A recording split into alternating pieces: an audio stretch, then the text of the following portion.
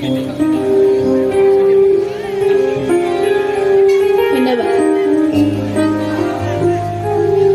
নমস্কাৰ আপোনালোক সকলোলৈকে মই শ্ৰদ্ধা আৰু সেৱা লগতে পলমকৈ হ'লেও অসমীয়া নৱবৰ্ষ আৰু ৰঙালী বিহুৰ আন্তৰিক শুভেচ্ছা জনালোঁ আৰু অজিত কাকতি বৰ্তাক আন্তৰিক ধন্যবাদ জনালোঁ মোক এই মঞ্চত আমন্ত্ৰণ কৰাৰ বাবে।